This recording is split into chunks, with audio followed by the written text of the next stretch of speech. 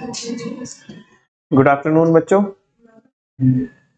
एक टॉपिक हम लोग पढ़ रहे थे फंक्शंस ऑफ स्टैटिस्टिक्स और ये हमने कंप्लीट कर लिया था। एक बार जस्ट इसको गो थ्रू करते हैं ऊपर ऊपर से। एमटी है बच्चों इसकी। पीके ने एसडी वालों के सीटी फोरकास्ट कर दिए। हाँ जी, पीके ने एसडी वालों के सीटी फोरकास्ट कर दिए। P for planning and policy formulation. Stats का काम किस में आता है? वो स्टैट्स का किस में काम में आती है? प्लानिंग करने में और पॉलिसी फॉर्म करने में। के फॉर नॉलेज, ये क्या करती है? नॉलेज को एनलार्ज करती है। पीके ने एसडी वालों के, S for simplify huge data, ये ह्यूज डेटा को या कॉम्प्लेक्स डेटा को क्या करती है? ये सिंप्लीफाई कर देती है।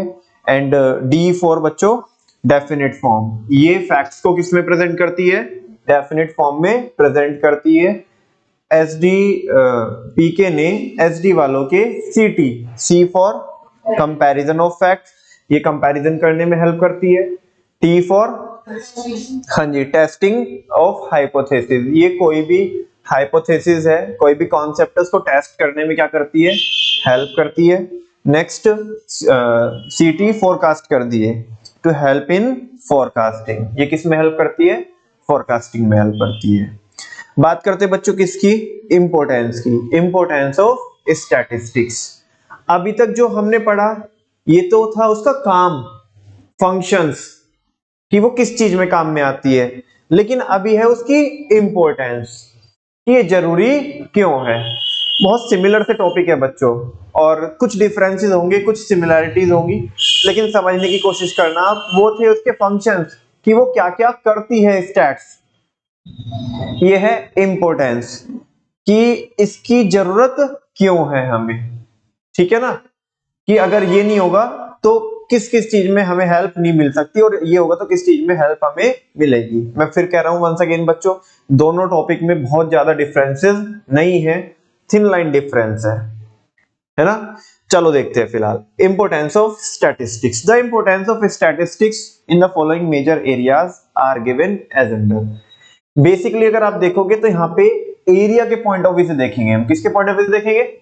एरिया मतलब नमन भैया ऐसे मुजफ्फरनगर मेरठ नहीं बेटा, एरिया का मतलब होता है अलग अलग डोमेन में, अलग अलग सेक्टर में, अलग अलग फील्ड में, कि अलग अलग फील्ड में या अलग अलग चीजों के लिए स्टैट्स की इंपॉर्टेंस क्या है। जैसे कि सबसे पहले अगर आप देख रहे होंगे तो हेडिंग लिखी हुई है कि गवर्नमेंट के लिए क्यों जरूरी है स्टैट्स, गवर्नमेंट के लिए क्यों जरूरी है। नॉर्मल तो देख लिया हमने कि भाई वो पॉलिसी फॉर्मुलेशन में हेल्प करती है, वो नॉलेज को क्या करती है? एनलार्ज करती है, ठीक है ना। फिर वो क्या करती है? वो डेफिनेट फॉर्म में लेके आती है, कंपैरिजन करती है, फोरकास्टिंग में हेल्प करती है। इस तरह की चीजें हमने बेसिक बेसिक देखी, लेकिन गवर्नमेंट को कैसे हेल्प करेगी? अब ध्यान से देखो, जो इंपोर्टेंस है और वो जो फंक्शंस थे, वो जो फंक्शंस है वो गवर्नमेंट भी तो क्या कर सकती है उन फंक्शन को। स्टैट्स के जो फंक्शन है वो गवर्नमेंट भी तो क्या कर सकती है? यूज कर सकती है। तो ये इसकी इंपोर्टेंस है, नहीं समझा? स्टैट्स की इंपोर्टेंस गवर्नमेंट के लिए है, ये है कि गवर्नमेंट वो जो स्टैट्स के फंक्शंस होते हैं उनको यूज करती है अपने तरीके से। वही पढ़ेंगे यहाँ पे, कह रहे कि गवर्नमेंट को कैसे फायदेमंद होती है स्टैट्स।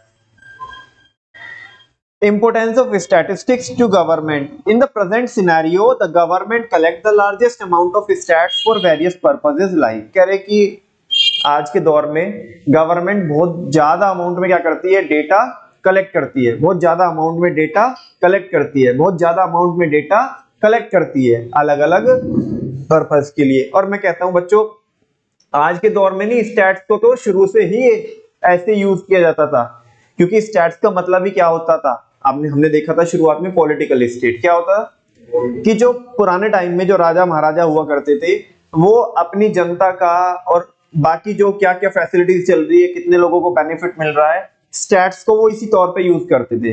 तो वो कह रहे हैं कि आजकल गवर्नमेंट भी क्या करती है? ये डेटा कलेक्ट करती है। आजकल क्या, हमेशा से ही करती है, शुरू से ही करती है। और बच्चों आज के दौर में क्या हो जाता है? ये ज्यादा जरूरी हो जाता है डेटा कलेक्ट करना।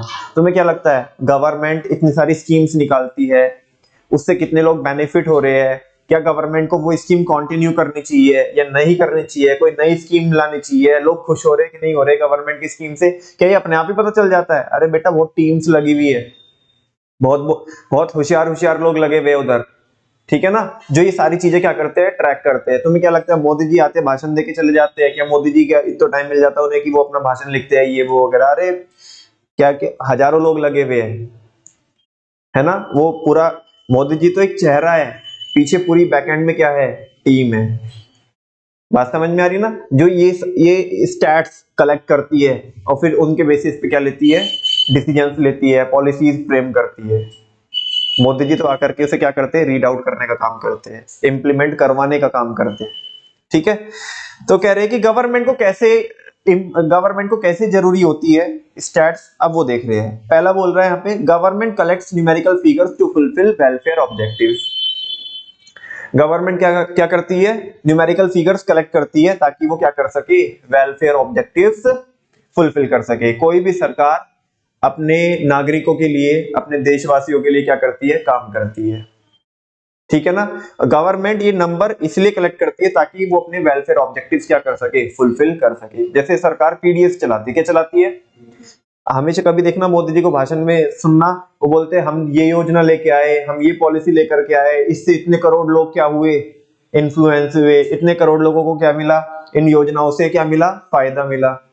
तो वो नंबर, कोई तो टीम होती होगी जो सारा ये डेटा कलेक्ट करके देती होगी। मोदी जी के जो मन में आए वो अपनी मर्जी से वो बोल देते हैं, ऐसा नहीं होता ना। बिल्कुल सही बात है। तो गवर्नमेंट क्या करती है, न्यूमेरिकल फिगर्स को कलेक्ट करती है ताकि वो वेलफेयर ऑब्जेक्टिव्स को क्या कर सके, अचीव कर सके। सरकार वेलफेयर में बहुत सारे काम करती है, पब्लिक वेलफेयर में बहुत सारे काम करती है। पीडीएस चलाना एक क्या है, वेलफेयर है। हाँ बोलो ना, रेलवे भी चलाती है तो सरकार प्रॉफिट मोटिव से नहीं चलाती, सोशल वेलफेयर से। और इनफैक्ट तुम देखोगे तो रेलवे के कभी टिकट पे देखना, सरकार उसमें लिख के रखती है कि हमारी जितनी कॉस्ट लगती है ना रेलवे को ऑपरेट करने में, हम तो उससे आपका 67% ही क्या करते हैं, फेयर चार्ज करते हैं। इसका मतलब 30% तो हम अपनी जेब से भर रहे हैं। सरकार ऐसे बोल रही है सामने से। अब पता नहीं कितने लॉस में है कितने में नहीं है, लेकिन सरकार सामने से बोलती है कि जितना हमारा खर्चा आता है रेलवे को ऑपरेट करने में, जितना आपके जो एक टिकट का खर्चा आता है, हम उसका आपसे 67% ही ले रहे हैं। ठीक है, तो ये भी क्या है, वेलफेयर के लिए। अच्छा, सरकार बहुत सारी योजनाएं और भी चलाती है। जैसे आपने नाम सुना होगा, उज्ज्वला योजना, नाम सुना उज्ज्वला योजना?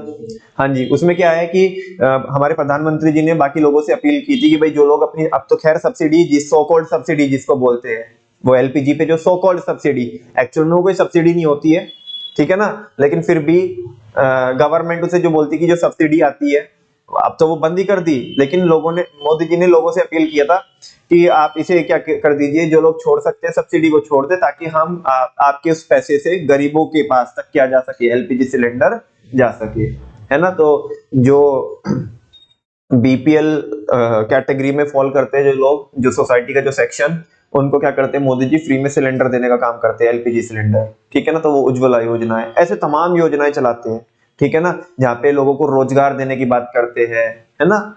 हालांकि करते हैं कि नहीं करते वो अपने आप में एक डिबेटेबल इशू है, लेकिन फिर भी सरकार की कुछ ना कुछ पॉलिसीज तो रहती है जिनसे लोग क्या होते हैं, बेनिफिट लेते हैं और बेनिफिटेड होते हैं। ठीक है, खैर कह रहे कि various tools of stats are extensively used in formulating economic policies. कह रहे सरकार स्टैट्स के बहुत सारे टूल्स को यूज करती है, जैसे इंडेक्स नंबर को यूज करती है, कोरिलेशन को यूज करती है, standard deviation, mean deviation, regression, correlation, ये सारी चीजों को यूज करती है क्या करने के लिए, इकोनॉमिक पॉलिसीज को क्या करने के लिए, फ्रेम करने के लिए। कि जैसे इन्फ्लेशन हो रही है तो उस केस में फिर हमें क्या करना है, कैसे करना है, वो नंबर्स आ रहे हैं, उनको उनके ऊपर ऑपरेशंस लगाने नंबर के ऊपर, ठीक है ना। तो बहुत सारे टूल्स को, बहुत सारे टेक्निक्स को गवर्नमेंट यूज करती है इकोनॉमिक पॉलिसीज को फ्रेम करने के लिए। नेक्स्ट है, various political groups are also guided by the statistical analysis regarding their popularity. आजकल आप सुनते होंगे कि सबसे ज्यादा जो चर्चित जो राजनेताओं में से एक जो सुप्रीम लीडर है वो कौन है, मोदी जी है ना। ये कैसे पता चलता है, स्टैट्स की हेल्प से तो पता चलता है कि कितने लोग मोदी जी को चाहते हैं, कितने लोग नहीं चाहते हैं, कितने लोग राहुल गांधी को चाहते हैं, है ना। किसकी पॉपुलैरिटी कम है, किसकी पॉपुलैरिटी ज्यादा है, वो किससे तो पता चलेगा, स्टैट्स से पता चलेगा। से यस और नो? तो वो ये कह रहा है कि बहुत सारे जो पॉलिटिकल ग्रुप्स होते हैं, पॉलिटिकल पार्टीज होती है, वो भी गाइडेड होती है किससे, स्टैटिस्टिकल एनालिसिस से रिगार्डिंग देयर पॉपुलैरिटी। मतलब वो ये पता लगा सकते हैं कि हमारी पॉपुलैरिटी कितनी है, लोग हमें कितना चाहते हैं। ठीक है, नेक्स्ट है बच्चों इंपोर्टेंस, ये तो हुई गवर्नमेंट के लिए। अभी बात कर रहे हैं importance of statistics in economics. जब हम इकोनॉमिक्स पढ़ते हैं तो इकोनॉमिक्स में स्टैट्स की क्या इंपॉर्टेंस होती है, वो क्या रेलिवेंसी रखती है, क्या मायने रहते हैं स्टैट्स के। तो बच्चों जो बहुत सारे कॉन्सेप्ट्स होते हैं इकोनॉमिक्स के, वो किसके बेसिस पे डिराइव किए गए होते हैं, स्टैट्स के बेसिस पे डिराइव किए गए होते हैं। जैसे हमने इलास्टिसिटी ऑफ डिमांड पढ़ा, इलास्टिसिटी ऑफ सप्लाई पढ़ा, उनके जो फॉर्मूला होते हैं delta Q upon delta P into P upon Q, वो जो चीजें निकाली जाती है वो स्टैटिस्टिकल टूल्स और टेक्निक्स को यूज करके निकाली जाती है। खाली स्टैट्स का योगदान नहीं होता उनमें, मैथमेटिक्स का भी क्या होता है, कंट्रीब्यूशन होता है, ठीक है ना। स्टैटिस्टिकल और मैथमेटिकल टूल्स और टेक्निक्स, फॉर्मुलेस वगैरह को, थ्योरम्स को क्या करके यूज करके इकोनॉमिक्स के क्या बनाए जाते हैं, डेवलप किए जाते हैं, कॉन्सेप्ट डेवलप किए जाते हैं, ठीक है। चलो देखते हैं one by one. Some of the uses of stats in economics are as follows. कुछ उसके यूज, पहला, the famous law of demand and the concept of elasticity of demand have been developed by using statistical principles. वो कह रहे हैं जो सबसे ज्यादा जो फेमस है माइक्रो इकोनॉमिक्स में, लॉ ऑफ डिमांड और इलास्टिसिटी ऑफ डिमांड, वो डिराइव भी कैसे किए गए, स्टैटिस्टिकल प्रिंसिपल्स और स्टैटिस्टिकल टेक्निक्स को यूज करके। एक बात बताओ, सुनो ना, नमन भैया में समझ में नहीं आया तो मैं मना कब कर रहा हूँ, अभी समझा रहा हूँ ना, तो सुन लो ना भैया। हाँ जी,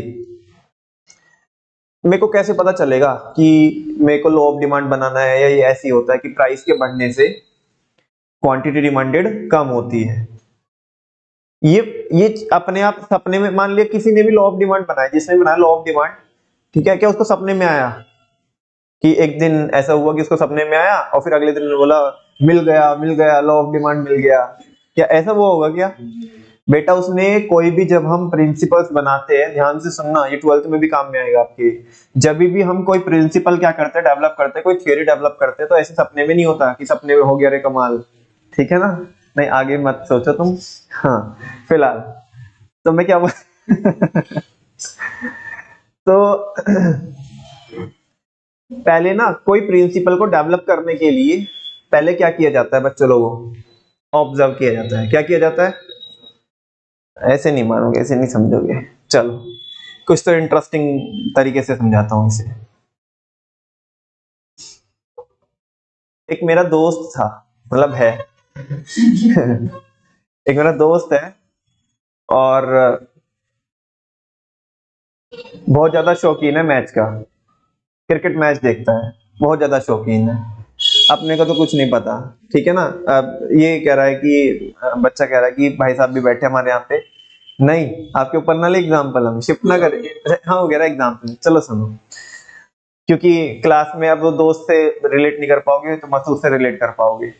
तो मसूद भी बहुत ज्यादा क्या है, इंटरेस्टेड रहता है मैच वगैरह देखने में। एक बार ऐसे, मेरे को थोड़ा इंटरेस्ट कम है मैच वगैरह में, मैं देखता नहीं हूँ, क्योंकि वो इंटरेस्ट इसलिए नहीं रहा, बचपन में एक दो बार खेले थे तो पहली बॉल पे आउट हो जाते थे तो कहाँ ही इंटरेस्ट रहेगा, ठीक है ना। पूरे स्टंप पार उसने इधर उधर कर दिए सामने वाले ने, कभी कुछ खैर। तो अब जिद करके मसूद ले गया मेरे को एक मैच देखने के लिए, ठीक है। अब ऋषभ पंत को तो जानते ही होंगे आप, हाँ जी वो कुछ बच्चों के चेहरे पे अजीब ही मतलब मुस्कुराहट, हाँ यस सर हम जानते हैं, हाँ जी। तो ऋषभ पंत को तो जानते ही आप। तो अभी ऋषभ पंत खेल रहा था, तो मसूद ने बोला देखो ना मन में, ये बात ऐसी है घर जैसी है कि आज देखो ऋषभ पंत खेल रहा है ना, मैं कह रहा हूँ मुश्किल से 7-8 रन बना पाएगा, मुश्किल से 7-8 रन, चल ही नहीं पाएगा आज ही। मैं कह रहा हूँ लेट्स सी, देखते हैं, तेरे को कैसे पता, तू भी प्रिडिक्शन ही कर रहा है। बोला नहीं भैया, प्रिडिक्शन नहीं, आप इसे सीखा है, फोरकास्टिंग की है, बस पूछ, मैंने बोला, कैसे, बोले पूछो मत, ठीक है ना। जब कह दिया तो कह दिया, ये नहीं चलेगा। और वाकई में भाई 7 रन बना के आउट, वाकई में 7 रन बना के आउट, ठीक है कोई बात नहीं। अब ये पहले भी जाता था मैच देखने के लिए, अभी भी जाता है। अब थोड़ी सी मेरी भी क्यूरोसिटी मेरे को भी जनरेट हुई, यार ये मसूद के साथ मैच देखने जाते हैं तो ये मतलब सामने वाला जब खेलता है तो ये सही क्या करता है, अंदाजा लगाता है। इस बार मैंने इसको खुद बोला उधर से आते हुए कि भाई नेक्स्ट टाइम जब आएगा ना मैच देखने के लिए बता के जाना, तो मैं भी चलूंगा साथ में, ठीक है ना। तो ठीक है, अब नेक्स्ट टाइम ये गया, ये फिर लेके गया, इन्हें जाते के साथ ही बोला। अब इसने प्रॉपर कुछ तो अपने मन में कुछ तो कैलकुलेशन की होगी, कुछ तो स्टैटिस्टिकल टूल टेक्निक्स, कुछ तो प्रिंसिपल्स लगाए होंगे। खैर मैंने जानने की कोशिश नहीं की, इसने मेरे को जाते ही बोला नमन भैया आज तो भूत उतारेगा ये ऋषभ पंत, ठीक है ना, 1 सेंचुरी तो पक्की, 100 तो कम से कम, 100 से कम पे तो मैच देखना छोड़ दूंगा मैं, अगर 100 नहीं बनाए तो, बनाएगा ही 100 बनाएगा। और भाई उसने आते तो चौके छक्के चौके छक्के, 1-2 रन को तो कहीं गिन भी नहीं रहा था वो, चौके छक्के चौके छक्के। ठीक है, मैं और भी ज्यादा क्यूरियस, और भी ज्यादा इंटरेस्टेड ये जानने में कि भाई तू ये करता कैसे है। कह रहे भैया नमन भैया अपनी अपनी बात है, तुम भी अपने फील्ड के खिलाड़ी हो तो हम भी अपने फील्ड के क्या है, खिलाड़ी है। हमने ठीक है यार। अब मेरा कुछ और इंटरेस्ट क्या हुआ, डेवलप हुआ, किसको लेकर के, क्रिकेट को लेकर के। तो अब ये सिलसिला चलता रहा। अब 3-4-5 बार ऐसे हुआ कि हम गए और इसने सही बताया, जो ये कहता था ऋषभ पंत के बारे में वही होता था। आखिरकार एक बार मैंने वो टीचर वाली पोजीशन का यूज करके और मैंने डोमिनेट किया किसको, मसूद को। और मैंने बोला देख दोस्त आज तो बताना पड़ेगा कि ये तू करता कैसे है, ये बताता कैसे है कि तू जितनी भी बातें बोलता है ऋषभ पंत के बारे में वो सच होती है, और आज तो बताना पड़ेगा इसके पीछे का लॉजिक क्या है। उन्होंने बोला कि नमन भैया वैसे तो मैं ना बताता, लेकिन वैसे मेरा प्रिंसिपल है ये मेरा क्या है, मैंने एक प्रिंसिपल डेवलप किया है। प्रिंसिपल मतलब समझ रहे हो, प्रिंसिपल मतलब प्रिंसिपल सिद्धांत, कि मैं एक सिद्धांत दे रहा हूं, मसूद का सिद्धांत। हाँ जी, ऐसे अभी जब बच्चे लोग उसमें आते हैं ना, 12th क्लास में आते हैं, तो उसमें मैनेजमेंट में प्रिंसिपल्स पढ़ते हैं, अलग अलग जो मैनेजमेंट एक्सपर्ट हुए उन्होंने प्रिंसिपल्स दिए, जैसे हेनरी फियोल है, FW टेलर है, उन्होंने प्रिंसिपल्स दिए। तो ऐसे कह रहे कि भैया कि हमारा भी क्या है, प्रिंसिपल है, हमने भी एक प्रिंसिपल डेवलप किया है। हाँ नहीं बेटा, ये वो वाला प्रिंसिपल नहीं है, प्रिंसिपल PRINCIPAL वाला नहीं, PLE वाले की बात कर रहा हूं मैं, प्रिंसिपल सिद्धांत। ठीक है ना। कह रहे नमन भैया वैसे तो हम बताते नहीं, लेकिन दरअसल आप क्या कर रहे हो, थोड़ा ज्यादा फोर्स कर रहे हो बताने के लिए, तो बताते हैं। आज तुम सुनो हमारा सिद्धांत, कि हमने भी एक प्रिंसिपल डेवलप किया है।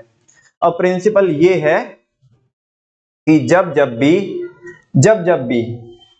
भी किसमें, क्या बोलते हैं उसको, स्टेडियम, जब भी स्टेडियम में उर्वशी राउटेला प्रेजेंट होगी, हाँ जी, जब भी स्टेडियम में उर्वशी राउटेला प्रेजेंट होगी तो ये चलेगा नहीं, ये बेचारा 5-6 रन बना के 7-8 रन बना करके आउट हो जाएगा। ये प्रिंसिपल मसूद दे रहा है। और जब भी उर्वशी राउटेला किस में प्रेजेंट नहीं होगी, स्टेडियम में प्रेजेंट नहीं होगी, सामने वाले का भूत उतारेगा, कम से कम 1 सेंचुरी लगाएगा। ये अपन लोग कह रहे प्रिंसिपल है। अच्छा, मैं ये पहले भी जाता था मैच देखने के लिए, 5-10 बार मैं भी गया इसके साथ मैच देखने के लिए। और कभी कभी ऐसा हुआ मैं नहीं गया, ये गया मैच देखने के लिए, नहीं या नहीं भी जाता था तो मैच आता टीवी पे तो कहता देखो भैया आज ही होगा, ये पहली नजर लगा लेता था उधर पूरे स्टेडियम में कि अगली प्रेजेंट है या नहीं है। मैंने कहा यार ये अजीब प्रिंसिपल है। कह रहे बस भैया अपनी अपनी बात होती है, सबका अपने अपने फील्ड में इंटरेस्ट है। हाँ जी तो ठीक है। अब ये बोलता था देखो भैया आज चलेगा, ये बोलता आज नहीं चलेगा, आज चलेगा, आज नहीं चलेगा। और हर बार मतलब मोस्ट ऑफ द टाइम क्या होती थी, वो बातें सही होती थी, एक आध बार को छोड़ करके ज्यादातर 99% चीजें जो ये बोलता था वो सही होती थी। तो इसने प्रिंसिपल डेवलप किया, क्या किया, प्रिंसिपल डेवलप किया, एक थियोरी डेवलप की, मसूद की थियोरी। ठीक है ना, बात समझ में आ रही है आपको। अच्छा, ये जो इसने थियोरी डेवलप की और ये कहीं हद तक क्या भी होती थी, सही भी होती थी। लेकिन सवाल ये है कि मैंने तुम्हें कहानी सुनाई क्यों, सवाल ये है कि इसने जो प्रिंसिपल डेवलप किया वो कैसे डेवलप किया। अच्छा, कुछ बच्चे बोलना चाहते हैं कि थोड़ा इस प्रिंसिपल को एलैबोरेट करो कि मसूद ने जो आपको एक्सप्लेन किया होगा। दरअसल क्या है कि अगर उर्वशी राउटेला प्रेजेंट होती है तो उसके ऊपर थोड़ा प्रेशर रहता है कि यार अच्छा परफॉर्म करने का, जब प्रेशर रहता है तो प्रेशर में चलता नहीं है इंसान। ठीक है ना। अच्छा, लेकिन नहीं होता तो कह रहे कि आज तो भैया भूत उतारूंगा, अब तो कोई प्रेशर नहीं, कोई देख नहीं रहा है ना, बाकी जनता को तो संभाल लेंगे हम, लेकिन उसका प्रेशर नहीं होना चाहिए। ठीक है, खैर तो हाँ जी, तो मसूद ने प्रिंसिपल कैसे डेवलप किया, ऑब्जर्व करके। क्या करके, इसने पहले बहुत सारे मैच अटेंड किए, ये देश के अंदर जितनी छोटी स्टेडियम है, बड़ी स्टेडियम है, सब में गया, इनफैक्ट ऑस्ट्रेलिया की बड़ी से बड़ी स्टेडियम में बड़ी से बड़ी पिच, छोटी से छोटी पिच में, ठीक है ना, देश के अंदर देश के बाहर, है ना, दिन दिन हो या रात, गर्मी सर्दी बरसात, ये सारे मैच देखे इसने, है ना, सर्दी में, गर्मी में, बरसात में, सुबह दोपहर शाम, देश के अंदर देश के बाहर, छोटी पिच बड़ी पिच, छोटी स्टेडियम बड़ी स्टेडियम, सारे मैच देखे। और इसने ये एनालाइज करा कि चाहे कोई फैक्टर अफेक्ट नहीं करता कि चाहे स्टेडियम छोटी बड़ी हो, दिन रात, गर्मी सर्दी बरसात, कुछ भी हो, भारत के अंदर भारत के बाहर, कोई भी स्टेडियम को कोई फर्क नहीं पड़ता। एक फैक्टर से फर्क पड़ता है कि अगर वो है, प्रेजेंट है उर्वशी, तो ये नहीं चलेगा, और अगर नहीं है तो चलेगा। ये इसने प्रिंसिपल जो डेवलप किया वो कैसे किया? ऑब्जर्व किया। क्या किया? और फिर एक्सपेरिमेंट किया। इसके सपने में तो नहीं आया ना प्रिंसिपल? अरे यही तो समझाना चाहता हूं मैं जब से बेटा। लॉ ऑफ डिमांड मतलब जितने भी इकोनॉमिक्स की जो थ्योरीज और प्रिंसिपल्स होते हैं उन्हें पहले ऑब्जर्व करने पड़ते हैं, उन्हें एक्सपेरिमेंट मतलब रिपीटेडली टेस्ट करने पड़ते हैं उन्हें, कि अगर ऐसा होता है और उसके होने से ऐसा हो रहा है तो ये कितनी बार हो रहा है। अब तुम्हें जब मैंने ये बोला कितनी बार हो रहा है तो तुम्हें लगा होगा कि स्टैट्स पिक्चर में आ चुकी है। कौन आ चुकी है? कि अगर ऐसा हुआ तो ऐसा होगा, ऐसा हुआ उर्वशी होगी तो ये नहीं चलेगा, उर्वशी नहीं होगी तो ये चलेगा। बात समझ में आ रही है? अच्छा, तो इसने ये क्या किया? ऑब्जर्व किया कई बार कि अगर मैंने 100 बार क्या किए मैच अटेंड किए तो 100 में से 96 और 97 टाइम्स ऐसा हुआ है। तो ये उस डेटा के बेसिस पे तो बोल रहा है, ये एग्रीगेट ऑफ फैक्ट्स के बेसिस पे तो बोल रहा है कि इसने जो अपना प्रिंसिपल बनाया है। से यस और नो? अब ठीक है भाई, हम भी अपन लोग भी मसूद के साथ रहने लगे तो थोड़ा थोड़ा ऐसा प्रिंसिपल को हमने भी इसे क्या करना चालू किया, हमने भी यूज करना चालू किया, क्योंकि मैच में इंटरेस्ट जनरेट हो ही गया था। फिर ऐसा हुआ कि बच्चों के यहाँ पे एग्जाम आ गए तो पिछले कुछ टाइम से हमने क्या नहीं किया, मैच वगैरह अटेंड नहीं किए, क्योंकि हम बिजी थे बच्चों को सिलेबस वगैरह कराने में, उनके टेस्ट वगैरह लेने में। अब फिर हमने कुछ टाइम बाद फिर क्या किया, मैच हम देखने के लिए गए। इस बार मसूद हमारे साथ नहीं गया और हम किसी और के साथ गए, मतलब अपने दोस्त के साथ गए। अरे नालायको, ठीक है ना। अब देखो जो मसूद अपने नंबर बनाता है हमारे सामने, अब हमने भी बनाना चाहे वो, तेरा भाई कह रहा है भाई मतलब ये ये नहीं चलेगा आज, नहीं चलेगा मतलब इसका मतलब मेरे मन में चल रहा है, मेरे मन में क्या चल रहा है कि नहीं चलेगा, इसका मतलब उर्वशी उधर आई हुई है। वो दोस्त कहने लगा, जो मेरे साथ गया था, वो कहने लगा चलो भाई देखते हैं वगैरह। तो वो हुआ यूं, हमने तो कहा कि नहीं चलेगा, वो हुआ यूं कि चल गया वो हुआ यूं कि चल गया। अब वो हमारा हो गया मोए मोए, ठीक है ना भाई, वो तो चल गए तो उल्टा हो गया। दरअसल अभी ये थोड़ा अजम्पशन बेस्ड है अभी जो मैं बता रहा हूँ। दरअसल हमें पता नहीं लगा, क्योंकि जैसे मैंने बोला कि बीच में बच्चों के एग्जाम आए तो हमने ध्यान नहीं दिया कि मार्केट में क्या चल रहा है क्या नहीं चल रहा है। अब वो हुआ यूं, वो बीच में जब बच्चों के एग्जाम थे, अजम्पशन बेस्ड बोल रहा हूँ, थोड़ा कहानी फालतू में समझाने के लिए आपको, ठीक है ना। हुआ यूं कि उर्वशी का रिश्ता किससे हो गया? ऋषभ पंत से हो गया, शादी भी हो गई। हाँ सुनो, बिल्कुल। तो वो बीच में क्या हुआ, जब हम एग्जाम में बिजी थे तो उनकी शादी हो चुकी, ठीक है, हमें ये बात का पता नहीं था। अब तो मार्केट के सेंटिमेंट्स बदल चुके हैं। अब उर्वशी आई, प्रेशर तो पहले था ना शायद भाई, पहले प्रेशर ये था कि कहीं किसी और की ना हो जाए, आज तो अपनी है। हाँ बोला ना, अब कहीं का प्रेशर, अब तो कुछ बोलेगी तो घर पे जाके सॉर्ट आउट कर लेंगे मैटर। से यस और नो? हाँ जी। तो अब क्योंकि कोई प्रेशर नहीं है, अब वो प्रेजेंट थी, मार्केट में सीन चेंज हो गया, ठीक है ना। हमने फिर भी बोला कि नहीं चलेगा और वो चल गया, है ना। हमने जाके मसूद को पूछा कि भाई यार तेरा प्रिंसिपल लगाया था, तूने प्रिंसिपल बोला था और वो तो नहीं काम करा। कह रहे कहाँ नमन भैया, अब नहीं करेगा वो प्रिंसिपल काम, है ना। तुम पूछ के एक बार मेरे को पूछ के तो जाते, है ना। अब मार्केट में कंडीशन ही क्या हो चुकी है, चेंज हो चुकी है, एनवायरनमेंट बदल चुका है ना। हमने ये बोला था कि ऐसा आमतौर पर ऐसा हुआ तो ऐसा होता है, ये कोई ना बोला था ऐसा हुआ तो ऐसा ही होगा, ठीक है ना, सब्जेक्ट टू कंडीशन। क्योंकि मार्केट क्या होती है, एनवायरनमेंट क्या होता है, डायनामिक होता है, ठीक है ना। तो अब इस बात से कोई फर्क नहीं पड़ता कि उर्वशी रहे या ना रहे वहां पे प्रेजेंट। तो अल्टीमेटली बच्चों, इतनी गंदी सी कहानी मैंने आपको आपका टाइम पास किया क्यों सुनाई? मैं ये बताना चाहता हूँ जस्ट आपको, कोई भी प्रिंसिपल डेवलप होता है तो उसमें स्टैट्स की क्या रहती है, स्टैट्स की प्रेजेंस रहती है। ऐसे सपने में नहीं बोलते कि प्रिंसिपल हो गया, पहले एक चीज को टेस्टिंग की जाती है, ऑब्जर्व करके टेस्ट की जाती है और कितनी बार में से कितनी बार ये ऐसा ही हुआ, इस चीज को देखा जाता है। तो वहां पे तो स्टैट्स प्रेजेंट है ना, तो ही तो क्या बनेंगे, जैसे मसूद ने प्रिंसिपल बताया ऐसे कौन सा प्रिंसिपल बनते हैं, इकोनॉमिक्स के क्या होते हैं, प्रिंसिपल्स डेवलप किए जाते हैं। Once again the famous law of demand and the concept of elasticity of demand have been developed by using statistical principles. बात समझ में आती है। नेक्स्ट है, it helps in understanding and solving economic problems such as poverty, unemployment etcetera.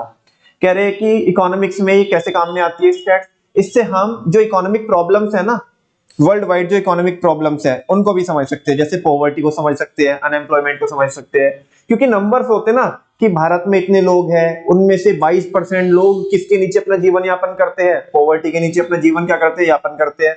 उसमें से भी mail कितने हैं, फीमेल कितने हैं, अर्बन एरिया में कितने रहते हैं, रूरल एरिया में कितने रहते हैं, ठीक है ना, उनमें से कितने लोग इतनी इनकम कमाते हैं, कितने लोग उससे कम कमाते हैं। तो ये सारा बाइफर्केशन, ये सब खेल किसका है, स्टैट्स का, इनको हम समझ सकते हैं। बात समझ में आ रही है, हाँ तो बोलो। अच्छा, नेक्स्ट है, it helps in the study of market structures like perfect competition, monopoly, oligopoly, monopolistic competition etcetera. ये टॉपिक हम पढ़ के आए हैं और ये कह रहा है कि ये समझने में हमें हेल्प मिलती है स्टैट्स की हेल्प से कि ये मार्केट परफेक्ट कंपटीशन है, मोनोपोली है, ओलिगोपोली है और मोनोपोलिस्टिक कंपटीशन। कुछ भी ना मन भैया, जो मन आएगा, मतलब तुम इधर ऐसे टीचर बन के बैठे तो कुछ भी बोलोगे, नहीं बेटा कुछ भी नहीं बोल रहा, आप समझाओगे, एक्सप्लेन करोगे, तुम्हें ये कैसे पता चलेगा स्टैट्स की हेल्प से कि ये मार्केट परफेक्ट कंपटीशन है, मोनोपोली ओलिगोपोली है या ये आपकी मोनोपोलिस्टिक कंपटीशन है, बोलो कैसे पता चलेगा। बिकॉज ये जो मार्केट हम क्लासिफाई करते हैं वो किसके बेसिस पे करते हैं, नंबर ऑफ बायर्स के बेसिस पे, नंबर ऑफ सेलर्स के बेसिस पे। नो, मार्केट में होमोजेनियस प्रोडक्ट है या हेटेरोजेनियस प्रोडक्ट है, और ये सब को पता लगाने में कौन हेल्प करेगी, स्टैट्स, कि कितने बायर है, कितने सेलर है। अगर एक ही सेलर है तो मोनोपोली, बहुत सारे सेलर है तो परफेक्ट कंपटीशन, बहुत सारे सेलर अलग अलग प्रोडक्ट बेच रहे हैं तो मोनोपोलिस्टिक कंपटीशन, कुछ ही सेलर है तो ओलिगोपोली। बात समझ में आ रही है ना। तो यहाँ तो स्टैट्स की प्रेजेंस हो गई, तो स्टैट्स की हेल्प से आप ये पता लगा पाओगे कि मार्केट कौन सी है इन चारों में से। नेक्स्ट है, it also helps in establishing mathematical relations. इससे आप क्या भी एस्टैब्लिश कर सकते हो, मैथमेटिकल रिलेशंस भी एस्टैब्लिश कर सकते हो। यानी कि इसके जैसे अभी क्या हुआ, बेसिकली स्टैट्स की हेल्प से ही तो वो जो एक फॉर्मूला डेवलप होता है, कौन से वाला, mode is equal to 3 median minus 2 mean, say yes और नो। तो इस तरह के रिलेशंस हम क्या कर सकते हैं, एस्टैब्लिश कर सकते हैं अलग अलग चीजों के बीच में, तो मैथमेटिकल तो उसमें हेल्प करती है, ठीक है। नेक्स्ट है, importance of statistics in economic planning. Economic planning में कैसे हेल्प करती है, अरे नमन भैया क्यों रिपीट पढ़ा रहे हो, अभी तो बताया, अभी तो पढ़ा है इकोनॉमिक्स में कैसे हेल्प करती है, अभी बात कर रहे हैं इकोनॉमिक प्लानिंग में कैसे हेल्प करती है स्टैट्स। कह रहे हैं at every stage of economic planning, जब भी हम इकोनॉमी के बारे में प्लानिंग करते हैं, अर्थव्यवस्था के लिए प्लान करते हैं, there is a need for figures and statistical method. हमें किसकी जरूरत पड़ेगी, नंबर्स की जरूरत पड़ेगी, और नंबर्स कहां से मिलेंगे, स्टैट्स से मिलेंगे। और वो नंबर पे हमें क्या लगाने होंगे, स्टैटिस्टिकल मेथड्स, ऑपरेशंस लगाने होंगे। भैया ये जो बार बार तुम स्टैटिस्टिकल मेथड्स, ऑपरेशंस की बात करते हो, टूल्स एंड टेक्निक्स की बात करते हो, कौन होते हैं, अरे बेटा वही mean median mode, standard deviation, mean deviation, coefficient of variation, correlation, regression, consumer price index, wholesale price index, simple index number, ठीक है ना। तो ये सारी चीजें statistics help to analyse inflation, deflation etcetera. Stats ये पता लगाने में हेल्प करती है कि मार्केट में इन्फ्लेशन है या डिफ्लेशन है, से यस और नो। अच्छा, स्टैट्स किसको हेल्प करती है, गवर्नमेंट को हेल्प करती है। स्टैट्स किसमें हेल्प करती है, दूसरा क्या था, स्टैट्स इकोनॉमिक्स में हेल्प करती है, और तीसरा क्या है, स्टैट्स इकोनॉमिक प्लानिंग में हेल्प करती है। लास्ट, स्टैट्स किसमें हेल्प करती है, बिजनेस में, जैसे गवर्नमेंट को हेल्प करते हैं बिजनेसमैन को भी हेल्प करती है। कैसे देख लेते हैं अभी, वहीं पे रिपीट होगी कुछ चीजें। Stats is important in the business due to the following reasons. First one is, stats is important to establish a business unit. इससे आप क्या कर पाओगे, बिजनेस यूनिट स्टैब्लिश कर पाओगे। नमन भैया कैसी बातें है ये, अभी एग्जांपल से समझाता हूँ। लेट सपोज बच्चों, मैंने यहाँ पे एक सर्वे करवाया। क्या करवाया? सर्वे करवाने का मतलब था मेरे को नंबर कलेक्ट करने थे। क्या करने थे? कि बुढ़ाना में कितने लोग रहते हैं, बुढ़ाना में कितने लोग रहते हैं और उनकी एवरेज इनकम क्या है। ठीक है ना? हमने फाइंड आउट कराया कि बुढ़ाना में 25,000 लोग रहते हैं। कितने लोग रहते हैं? 25,000 लोग रहते हैं। एक बंदा ऑन एन एवरेज मंथली जो कमाता है वो 11,000 रुपए कमाता है। कितने कमाता है? 11,000 रुपए। हम जो प्रोडक्ट लॉन्च करने वाले हैं, हम जो प्रोडक्ट लॉन्च करने वाले हैं वो हमारा जो प्रोडक्ट है वो 90,000 का है। कितने का है? 90,000 का है। हाँ जी, मुझे बताओ क्या मेरे को यहाँ पे बिजनेस यूनिट एस्टैब्लिश करनी चाहिए कि नहीं करनी चाहिए? तुमने कैसे पता लगाया? ये तो पता लगाया तुमने स्टैट्स के बेसिस पे, है ना? कैसे पता लगाया बताना? क्योंकि यहाँ के लोग महीने में कितना कमाते हैं? उन्होंने एवरेज 11,000 रुपए। मेरा प्रोडक्ट कितने का है? यानी कि अगर उन्हें मेरे प्रोडक्ट की एक यूनिट लेनी है तो ऑन एन एवरेज उन्हें कितने महीने काम करना पड़ेगा? लगभग 9 महीने काम करना पड़ेगा, 8.5-9 महीने काम करना पड़ेगा, जब वो मेरे प्रोडक्ट की एक यूनिट खरीद पाएंगे। आप मुझे बताओ मैं सक्सेसफुल हो पाऊंगा या नहीं हो पाऊंगा? ये मैंने कैसे पता लगाया है? स्टैट्स की हेल्प से, नंबर्स की हेल्प से। तो बिजनेस यूनिट को एस्टैब्लिश करने में स्टैट्स क्या करती है? हेल्प करती है। Stats is important to establish a business unit. Next है, it help to estimate the demand for the product. इससे हम क्या कर सकते हैं? डिमांड को एस्टिमेट कर सकते हैं, है ना? किसी भी प्रोडक्ट की, भाई कितने लोग हमारे प्रोडक्ट को क्या कर रहे हैं? चाह रहे हैं, है ना? उसकी डिमांड, उसके लिए मतलब अपनी जो इच्छा है, अपनी जो वांट है वो क्या कर रहे हैं? जाहिर कर रहे हैं। साथ में उनके पास क्या भी है? Purchasing power. मान लिया मेरे पास एक दिन में 1,000 लोग पूछने आए, भाई साहब आपके पास ये प्रोडक्ट है ना? हाँ तो ठीक है, मैंने वो 1,000 लोग आए, अब मैंने उनमें से ये चेक किया कि ये 1,000 पूछने तो आए, क्या खाली पीली ऐसे आ रहे हैं, इनके पास कुछ परचेजिंग पावर है भी या नहीं भी है? मैंने उनसे पूछा, हाँ है प्रोडक्ट लेकिन इतने का है, क्या तुम्हारा इतना बजट है? उनमें से उन 1,000 में से मेरे को 650 लोगों ने बोला कि हाँ हमारा बजट है। समझ में आ रही है ना? तो नंबर्स आए ना, नंबर्स पिक्चर में आए तो इसका मतलब स्टैट्स। तो स्टैट्स के बेसिस पे तो मैं क्या कर पाऊंगा? अब मैं ये नहीं बोलूंगा भाई मेरे प्रोडक्ट की तो बहुत डिमांड हो रही है, 1,000 लोग क्या करने आए? वो पूछने के लिए आए कि तुम्हारे पास ये प्रोडक्ट है। अरे 1,000 आए, लेकिन वो 1,000 के बेसिस पे डिसीजन नहीं लिया जाएगा। डिसीजन किसके बेसिस पे लिया जाएगा? 650 के बेसिस पे, क्योंकि उनकी परचेजिंग पावर भी तो देखनी पड़ेगी ना। अब ये बात बहुत अच्छे से समझ सकते हो जिन बच्चों ने डिमांड पढ़ा है, जिनका जो यहाँ पे बैठे सबने पढ़ा है डिमांड, तो की डिमांड क्या होता है, और तो उसकी ओर क्यों देख रहा है? हाँ जी, चलो। तो it helps to estimate the demand for the product. इससे क्या होता है? डिमांड को हम क्या कर सकते हैं? एस्टिमेट कर सकते हैं। Next, it is also helpful in developing marketing strategies. इससे क्या कर सकते हैं आप? मार्केटिंग स्ट्रेटेजीज भी डेवलप कर सकते हैं। कैसे? एक एग्जांपल दे सकते हो आप मेरे को कि इससे मार्केटिंग स्ट्रेटेजीज कैसे डेवलप की जा सकती है? हाँ जी, इससे मार्केटिंग स्ट्रेटेजीज कैसे डेवलप की जा सकती है? नहीं समझ में आई आपको बात? आ रहा है? नहीं, मैं तो बता ही दूंगा, आप बता रहे होगे इसका।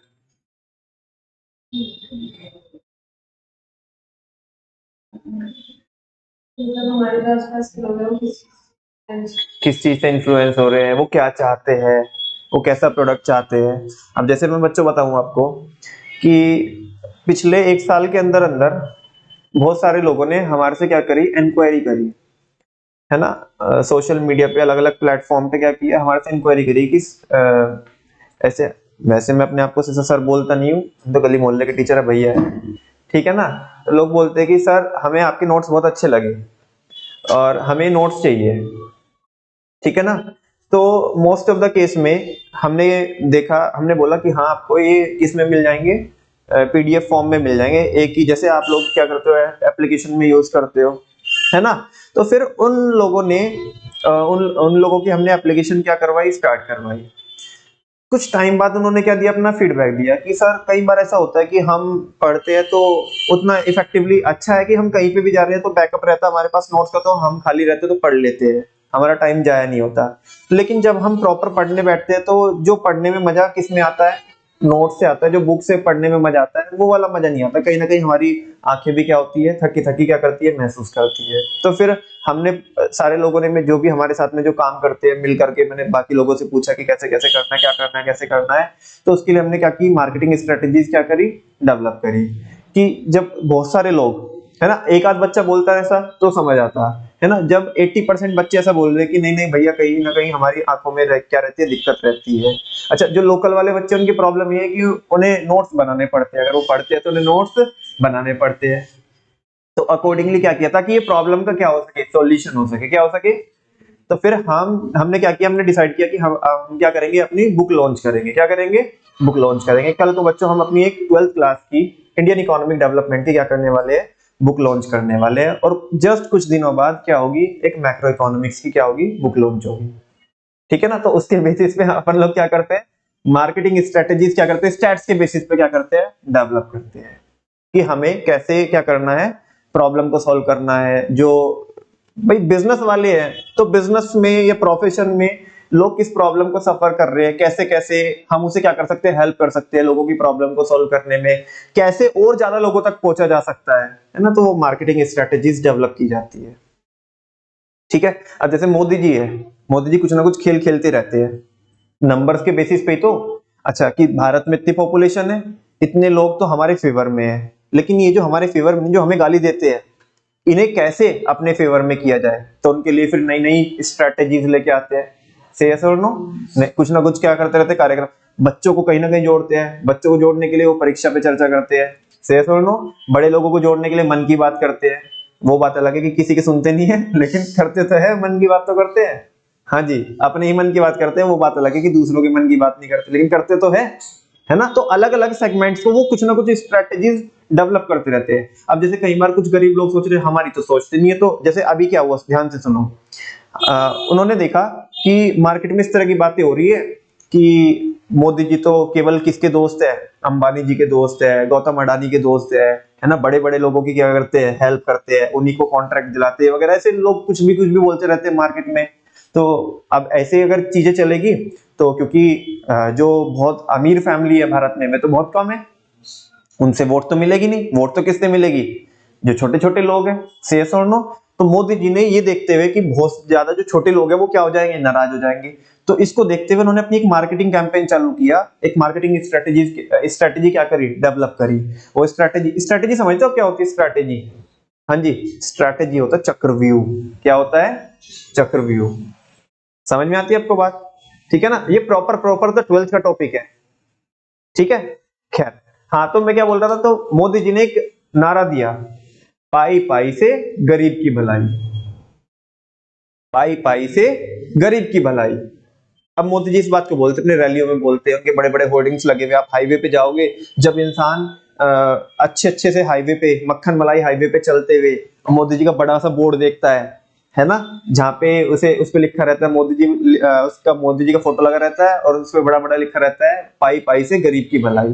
तो इंसान देखता है, भाई देवता आदमी है, ये है वो है, अच्छे हाईवे बना रखे, हमें अच्छे चलने, हाईवे पे चलने मिल रहा है, अच्छे गरीब लोगों का देखो क्या हो रहा है, भला हो रहा है ना। लोग भी बोलते हैं भाई नहीं, मोदी जी बड़े लोगों के दोस्त नहीं है, हमारा भी क्या रखते हैं, ख्याल रखते हैं। तो देखो कह रहे हैं, पाई पाई से गरीब की भलाई। बात समझ में। तो इस तरह के मार्केटिंग कैंपेन क्या किए जाते हैं, स्टैट्स को कंसीडर करके लॉन्च किए जाते हैं। हाँ बोलो। अच्छा, अगर क्या किए, अब मान लीजिए ज्यादातर लोग ये बोल रहे हैं कि मोदी जी तो केवल गरीबों का ही भला करते हैं, केवल गरीबों का ही भला करते हैं, बिजनेस कम्युनिटी वालों के लिए कुछ नहीं सोच रहे, बिजनेस वालों के लिए, मिडिल मैन के लिए कुछ नहीं सोच रहे। तो फिर मोदी जी अकॉर्डिंगली डेटा देख करके कि कितने लोग मेरे बारे में अगेंस्ट में बोल रहे हैं, उसके हिसाब से क्या करेंगे, अपने मार्केटिंग कैंपेन क्या करेंगे, लॉन्च करेंगे। तो वैसा वो, खैर मैं ये जो एग्जांपल दे रहा हूं बच्चों, ये तो मैंने गवर्नमेंट के लिए दिया। किसके लिए दिया, सेम एज किसमें भी तो है, बिजनेस में भी तो है। हाँ बोलो। अरे तुम लेट सपोज आप लोग मेरे को गाली दोगे, नमन भैया बहुत बुरा पढ़ाते हो, ठीक है ना, बहुत बुरा पढ़ाते हो, बहुत पकाते हो क्लास में, ठीक है ना। तो अब जब मेरे को ज्यादातर लोग ऐसा बोलेंगे, तो मैं अकॉर्डिंगली क्या करूंगा, चेंज करूंगा ना। मैं उस तरह की क्या करूंगा, मैं जो मेरी जो वो गलत इमेज बनेगी मान लिया, तो मैं उसे क्या करूंगा, रेक्टिफाई करने की कोशिश करूंगा, डिफरेंट डिफरेंट किससे, मार्केटिंग कैंपेन से यस और नो। तो वो चीज है। तो ऐसे मेरे लिए, ऐसे बाकी किसी भी बिजनेस वाले के लिए, है ना। अपन लोग तो छोटे, बहुत छोटे से पिद्दी से लेवल पे है, ऐसे बहुत बड़े बड़े मार्केट में क्या है, बिजनेसमैन है, जो इन कॉन्सेप्ट को, स्टैट्स को क्या करते हैं, यूज करते हैं। ठीक है ना। तो वो कह रहे हैं कि ये किस में मार्केटिंग स्ट्रेटजीज को डेवलप करने में हेल्पफुल होती है। नेक्स्ट है it helps in production planning. इससे हम क्या कर पाएंगे, प्रोडक्शन प्लानिंग कर पाएंगे, क्योंकि हम डिमांड फोरकास्ट कर सकते हैं स्टैट्स की हेल्प से, और डिमांड के बेसिस पे किसको प्लान करेंगे, प्रोडक्शन को प्लान करेंगे। हाँ बोलो ना कि कितने यूनिट का प्रोडक्शन कब कब करना है, वो है। नेक्स्ट है it helps in making quality control of the product. इससे हम क्या भी कर सकते हैं, क्वालिटी कंट्रोल टेक्निक्स लगा सकते हैं। मतलब जो हम प्रोडक्शन कर रहे हैं बच्चों, जो हम क्या कर रहे हैं, प्रोडक्शन कर रहे हैं, अब वो जो प्रोडक्शन यूनिट जो बन के आती है, उनमें से लेट सपोज हमारे 40% यूनिट्स रिजेक्शन में चली जाती है। किस में चली जाती है, रिजेक्शन में। रिजेक्शन मतलब जो हमारा स्टैंडर्ड था उस स्टैंडर्ड के अकॉर्डिंग नहीं बनती। हमारा स्टैंडर्ड ये था कि हमको इतना क्वालिटी सर्व करनी है अपने कस्टमर को, लेकिन वो जो बन के आती है यूनिट, उसमें कुछ ना कुछ 2 4 5 कमी रह जाती है, या 1 2 कमी रह जाती है। हाँ बोलो। तो जब अगर 40% इतना हो रहा है, यानी कि अगर हम 100 यूनिट बनाते तो 40 यूनिट खराब बनती है, तो हम क्वालिटी कंट्रोल नहीं लगाएंगे। लेकिन कब लगाएंगे क्वालिटी कंट्रोल, जब नंबर्स हमारे पास होंगे। तो स्टैट्स उसमें हेल्प करते हैं क्वालिटी कंट्रोल में, कि आपको क्वालिटी क्या करनी है, कंट्रोल करनी है। मान लिया कभी कभी साल 2 साल में 2 4 5 यूनिट खराब हो जाती है, क्वालिटी कंट्रोल ऐसे कोई ना होता है। क्वालिटी कंट्रोल करने के लिए पैसे खर्चने पड़ेंगे आपको, एडिशनल एम्प्लॉइज रखने पड़ सकते हैं, सुपरवाइजर रखने पड़ सकते हैं, मशीन्स वगैरह कुछ इंस्टॉल करानी पड़ सकती है जो टेस्टिंग करेगी कि गुड्स बराबर से बने कि नहीं बने, ठीक है ना। तो अब मान लिया 3 4 5 साल में 5 यूनिट खराब होगी, 2 4 5 यूनिट खराब निकल गई, उसके लिए कोई इतना लाखों करोड़ रुपए खर्च करेंगे हम। लेकिन अगर ज्यादा नंबर रिजेक्शन आ रहा है तो फिर तो क्या करेंगे, क्वालिटी कंट्रोल करेंगे। तो ये चीज है। नेक्स्ट है it also help in account writing and auditing. ये किस में भी हेल्प करती है बच्चों, अकाउंटिंग में हेल्प करती है, और ऑडिटिंग में क्या करती है, हेल्प करती है। अकाउंटिंग में तो सारे होते ही क्या है, नंबर्स ही होते हैं। ऑडिटिंग में भी, ऑडिटिंग समझते हो आप क्या होती है, ऑडिटिंग एक सब्जेक्ट होता है जहाँ पे जो हमने अकाउंट्स बनाए हैं, जो अकाउंटिंग की है, उसकी क्या होती है, चेकिंग होती है। क्या होती है कि कहीं आपने बच्चों आपने पढ़ा होगा error of omission, error of commission, compensating error, accounts में पढ़ा है कि नहीं पढ़ा है, क्या बच्चे लोग हो आप भी, है ना। ये बहुत बेसिक चीज है जो मैं बात कर रहा हूँ। Error of omission, error of commission, compensating error. खाली बैठे रहते हो ना, तो कभी जिंदगी में, वैसे तो तुम्हें इतना टाइम मिलता नहीं है, बहुत बिजी लोग हो आप, लेकिन कभी जिंदगी में जिनको मिलता है खाली टाइम कि वो पढ़ सकते हैं, तो कभी अकाउंट्स की शुरू के चैप्टर पढ़ के देखना। और ये मैं सही बता रहा हूँ आपको, अगर नहीं पढ़ोगे ना, तो वो जिनको थियरी बोल के तुमने छोड़ दिया, ये तो थियरी है कौन पढ़ता है। मैं कह रहा हूँ कि तुम्हारे को एक क्वेश्चन भी पूछ लिया ना बेसिक अकाउंटिंग का, तुम फैल जाओगे। तुम्हें ये नहीं पता जो तुम इतने पुल बांध रहे हो कि ये जर्नल ले, ये लेजर ले, ये ट्रायल बैलेंस ले, और ये बैलेंस शीट P&L ले, ट्रेडिंग ले, cash flow, fund flow, working notes, notes to accounts, कुछ भी नहीं पता है। उन बनाने का कोई फायदा नहीं होगा जब तक तुम्हें ये नहीं पता कि वो किसके बेसिस पे बने हैं। तो अगर खाली टाइम तुम्हारे पास रहता है, कभी मिले आगे खाली टाइम, तो जो अकाउंटेंसी के शुरू के 7 8 चैप्टर है जो थियरी के, यूट्यूब खोलो, कोई तो पढ़ाने वाला अच्छा मिल जाएगा, वो थियरी पढ़ो, तो चीजें क्लियर होगी। अच्छा, ये हम वो जो वहां पे जर्नल एंट्री ऐसी डाल रहे थे, वो इस वजह से डालते हैं ऐसी, बहुत सारी चीजें होती है। एक्रूअल कॉन्सेप्ट होता है, मैचिंग कॉन्सेप्ट होता है, गोइंग कंसर्न कॉन्सेप्ट होता है, ठीक है ना, बिजनेस एंटिटी कॉन्सेप्ट होता है, बहुत सारी चीजें होती है। एरर ऑफ कमीशन, ये बेसिक बेसिक चीजें, error of commission, error of omission, compensating error, कुछ पता ही नहीं है आपको। हाँ जी। तो ऑडिटिंग में हेल्प करता है। ऑडिटिंग मतलब चेकिंग में, कि कितनी चेकिंग। अब एक क्या है ना कि एक जैसे रिलायंस कंपनी है, रिलायंस की इतना सारा डेटा है, तो चेकिंग नहीं हो सकती बहुत डिटेल में जाकर के। तो उसके लिए ऑडिटिंग की अपनी टेक्निक्स होती है, स्टैंडर्ड्स होते हैं, उनके बेसिस पे क्या करते हैं, हम चेकिंग करते हैं कि सैंपल कितना सैंपल उठाना, भी आगे पढ़ेंगे, स्टैट्स में पढ़ेंगे, कितना सैंपल क्या करना है, कलेक्ट करना है, उसमें से कितनी टेस्टिंग करनी है, कौन सी चीज ज्यादा रिस्की है, किसके होने या ना होने से फर्क पड़ेगा, किसके अगर किसमें मतलब कोई एक ऐसी चीज है, मान लिया हमारे एम्प्लॉय ने जो 100 चाय पीते थे दिन में, वो सारे एम्प्लॉय मिलाकर के 100 चाय पीते, उन्होंने 102 चाय पी ली किसी दिन में, इससे कोई फर्क नहीं पड़ेगा, ये चिंदी चीज है। अगर तुम इसको ट्रैक करोगे, इसे कंट्रोल करोगे, तो कुछ भी नहीं, फालतू का टाइम वेस्ट कर रहे हो अपना। जहां पे तुम्हारा कितने का 1000 रुपए का खर्चा आ रहा था, तो वहां पे कितने का खर्चा आ जाएगा, 1020 का खर्चा आ जाएगा तुम्हारा। 10 20 रुपए में इतनी कोई बड़ी बात नहीं है ना। और ये एम्प्लॉय के पीछे लगे हुए तुम, ओ तूने 2 चाय पिया, कल से पीना, लिए देखना, लो तुझे 2 चाय तेरे हाथ में, ठीक है ना, तेरे हाथ में से, तेरे मुंह में से छीन लूंगा ठीक है ना, ऐसी चिंदीगिरी कर रहे हो। लेकिन अबे अब छोटी छोटी चीजों पे ध्यान लगाओगे तो फिर बड़ी चीजों को कंट्रोल नहीं कर पाओगे। उधर उधर जो है ना वो दूसरी कंपनी ने तुम्हारे कंपटीशन में तुम्हारा प्रोडक्ट लाके खड़ा कर दिया, तुम चाय पे लड़ रहे हो, तुमने दो चाय फालतू पी ली। अबे उस पे दिमाग मत लगाओ, जो चीज के होने से फर्क पड़ता है, होने या ना होने से उन पे ध्यान लगाओ, है ना। अब मुकेश अंबानी या रतन टाटा साहब है, वो ये इस पे चीज पे फोकस करेंगे कि हमें और बिजनेस ऐड ऑन करने हैं, डाइवर्सिफिकेशन करना है, एक्सपेंशन करना है, कौन सा प्रोडक्ट हमारा चल नहीं रहा है ना, किसकी सेल्स को बढ़ाना है, क्या कहाँ पे कमी आ रही है, इन पे ध्यान लगाएंगे। वो ऐसे काम वाली बाई को पॉइंट करते फिरेंगे कि तूने यहाँ पे अच्छे से झाड़ू नहीं लगाई, ये नहीं लगाई, वो नहीं लगाई। हाँ जी, बड़ी बड़ी चीज है। तो इसीलिए मैं ये बता क्यों रहा हूं आपको, मैं इधर उधर क्यों निकल जा रहा हूं, मैं इसको लिंक करना चाहता हूं ऑडिटिंग से। ऐसे एक ऑडिटर होता है ना, ऑडिटर, तो ऑडिटर भी ये देखता है कि किस चीज के होने या ना होने से फर्क पड़ता है ना। मान ले चिल्लू पिल्लू खर्चे है, मतलब 2 रुपए से बैलेंस शीट नहीं मिल रही तुम्हारी, 2 रुपए से, ऑडिटर ने सारा फोकस ही अपना उस पर लगा दिया कि भाई ये बताओ पहले 2 रुपए से मिल क्यों नहीं रहे। अरे भाई 5,000 करोड़ की बैलेंस शीट है, साला तुम 2 रुपए में दिमाग लगा रहे हो, इतने इसमें एनर्जी वेस्ट कर दी।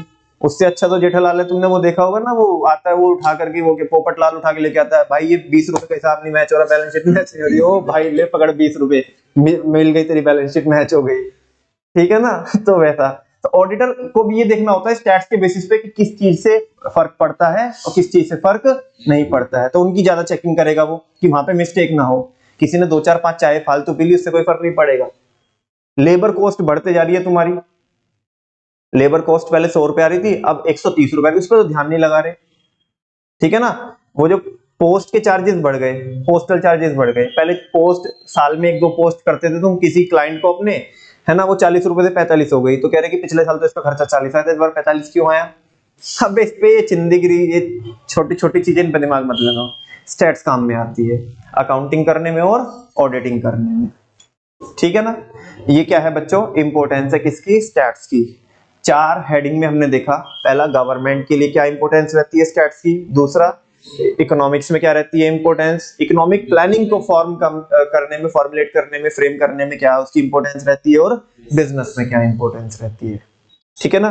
लास्ट टॉपिक इज देयर बच्चों, लिमिटेशंस ऑफ स्टैटिस्टिक्स। अब इतना ऊंचा चढ़ाया ना स्टैट्स को, अभी बोलेंगे नीचे आ अभी, ठीक है ना, अभी इतना ज्यादा ऊपर नहीं जाने का, वरना फिर बहुत ऊपर जाएगी।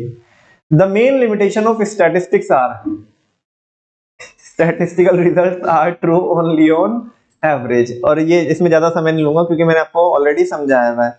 ये कह रहे हैं कि जो स्टैटिस्टिकल रिजल्ट होते हैं ना, एग्जैक्ट तो बता ही नहीं सकते तुम, ये एवरेज होते हैं। क्या होते हैं, और याद करो वो नदी वाला एग्जांपल, आया क्या याद तुम्हें, कुछ आया क्या तुम्हें, बच्चा डुबा दिया कह रहे बिना फालतू में। अरे काहे की स्टैट्स, वो बच्चा डूब गया, तुम कह रहे हो स्टैट्स की ये, तुम इतने गुणगान किए, स्टैट्स ये स्टैट्स वो, ये कर देगी वो कर देगी, काहे बच्चा डूब गया उधर हमारा। हाँ बोलो ना, बोला कि ऑन एन एवरेज इसकी नदी की हाइट कितनी है, कितनी है, 4 फीट है, कितनी है, 4 फीट है। बच्चा कूद वहां पे गया जहाँ पे 9 फीट थी, बच्चा कितने का था, 5 फीट का था, बच्चा को तैरने नहीं आता था, बताओ। तुम कह रहे कि स्टैट्स ये स्टैट्स वो, बेटा स्टैट्स की यही तो लिमिटेशन है कि वो एग्जैक्ट नहीं बताती। स्टैट्स के जो स्टैटिस्टिकल रिजल्ट होते हैं वो एवरेज बेसिस पे ट्रू होते हैं, किस बेसिस पे ट्रू होते हैं, एवरेज बेसिस पे। अब तुम देखो उस बच्चे को, क्या क्या देखो, उस बच्चे के सामने करके देखना स्टैट्स की तारीफ, स्टैट्स ये करते हो भाई चला जाए इधर से, ठीक है ना, पिट जाएगा मेरे को। हाँ जी, statistics as a science is not as accurate as many other sciences are. Stats भले ही साइंस हो लेकिन ये उतनी एग्जैक्ट नहीं है जितनी बाकी साइंस होती है, माने लाइक फिजिक्स और केमिस्ट्री, जितनी एग्जैक्ट फिजिक्स है, केमिस्ट्री है ना, अब उतनी एग्जैक्ट कौन नहीं है, नहीं मैंने कुछ बोला, हाँ जी, उतनी एग्जैक्ट ये स्टैट्स, उतनी एग्जैक्ट साइंस नहीं है, बिकॉज ये एवरेज बेसिस पे ट्रू होती है। नेचुरल साइंसेस आर एग्जैक्ट, हाँ जी, मैंने तो किसी को भी कुछ नहीं बोला भाई, हाँ जी, मैंने तो किसी को कुछ, मैं तो एग्जांपल दे रहा हूँ। Natural sciences are exact as their results are universally true. कह रहे कि जो नेचुरल साइंस होती है ना वो एग्जैक्ट होती है, क्योंकि जो उसकी जो रिजल्ट होते हैं वो क्या होती है, उसके रिजल्ट यूनिवर्सली ट्रू होते हैं। अरे एक बात तो बताओ यार, जो ग्रेविटी इधर लगेगी, जिस रेट से लगेगी वो 9.8 × 10⁻⁴ जो भी रहता है, ठीक है ना, जो ग्रेविटी इधर लगेगी वही तुम्हारे घर पे लगेगी, वही मुजफ्फरनगर में लगेगी, वही मेरठ में लगेगी, वही दिल्ली में लगेगी, वही बैंगलोर में लगेगी। से और नो? वास्तव में ऐसा तो नहीं है कि तुम्हारे घर पे तेज स्पीड से ग्रेविटी लग रही है या थोड़ा कहीं और दूर जाकर के कम स्पीड से ग्रेविटी लग रही है। वो एवरेज नहीं है भाई। अनटिल एंड अनलेस आप चांद पे नहीं चले जाते हो तब तक ग्रेविटी क्या ही रहने वाली है, सेम रहने वाली है। तो कह रहे जैसे नेचुरल साइंस के जो रिजल्ट होते हैं वो यूनिवर्सली ट्रू होते हैं, ऐसे स्टैट्स के रिजल्ट क्या नहीं होते, यूनिवर्सली ट्रू नहीं होते, बिकॉज वो एवरेज की बात करती है, वो पोजिशनल एवरेज की बात करती है, वो डेविएशंस की बात करती है, ठीक है ना। तो वैसा However, statistical laws are not exact. वही बोल रहा है कि statistical law क्या नहीं होते, एग्जैक्ट नहीं होते। अच्छा मुझे बताओ, चलो ये सक्षम, अभी क्या है ना कि एक कोई तो अंकल बाहर जा रहे होंगे, विद ड्यू रेस्पेक्ट एग्जांपल दे रहा हूं, कोई तो अंकल बाहर जा रहे होंगे जो कुछ तो ई रिक्शा चलाते हैं, कुछ तो ई रिक्शा चला, उनको अंकल अरे देखो ना यार ये कोरिलेशन का आंसर नहीं आ रहा, साला परेशान करके रखा है इतनी देर से इसने, ये स्पीयरमैन का फॉर्मूला लगेगा, थोड़ा कैलकुलेट करके बताना। नहीं नहीं नहीं, हंसने की बात नहीं है, आप बोलो ना उधर जाके। चलो ई रिक्शा वालों को नहीं बोलते तो एक काम करो, बाकी दूसरे लोग है ना, और भी मार्केट में बहुत सारे लोग होते हैं, वो उधर कंस्ट्रक्शन साइट चल रही है हमारी, उधर कंस्ट्रक्शन साइट पे कुछ तो लेबर लगी हुई है, उनको जाके बोलना है चल ठीक है तू कार्ल पियर्सन का मत सॉल्व कर, स्पीयरमैन से सॉल्व कर दे। हाँ जी, इधर देखो क्या लिखा है, क्या लिखा है उधर, हाँ, only expert can make the best possible use of stat. ऐसे कोई इधर उधर का चलता राह चलता इंसान किसको यूज नहीं कर सकता। कह रहे भैया तुम तो राह चलते की बात कर, हमारी बात कर लो हमारी बात कर लो, कोरिलेशन के मामले में इंडेक्स नंबर हमारी बात कर लो, हमारे को एक बार में तो आंसर सही नहीं आएगा, राह चलते की तो बात तो यही तो लिमिटेशन है भाई, ये हलवा नहीं है इधर सबको बांटेंगे, ठीक है ना, और दिमाग वाला गेम है। कह रहे एक्सपर्ट ही क्या कर सकते हैं, बेस्ट पॉसिबल यूज कर सकते हैं किसका, स्टैट्स का। ये स्टैट्स की क्या है, लिमिटेशन है, बहुत ज्यादा कॉम्प्लिकेशंस है इसके अंदर, ठीक है ना। थोड़ा अगर महीने का गैप हो, महीने के बाद अगर तुम ही स्टैट्स को खोल के देखोगे तो बोले ये भी पढ़ा था कभी अपनी जिंदगी में। देखो, the techniques of stats are not so simple to be used by any layman. Layman समझते हो कौन होता है? हाँ जी, कौन? अरे कोई भी लेमैन, कुछ भी, क्या क्या बताते हो भाई।